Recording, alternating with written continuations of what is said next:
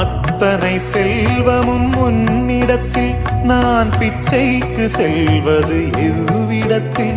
வெறும் பாத்திரம் உள்ளது என்னிடத்தில், அதன் சூத்திரமோ அது உன்னிடத்தில். ஒரு முறையா இருமுறையா பல முறை பல பிறப்பெடுக்க வைத்தாய்.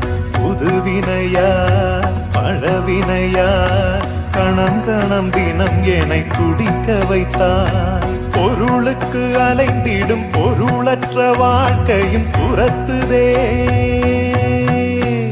உன் அருள் அருள் அருள் என்று அலைகின்ற மனம் இன்று பிதற்றுதே.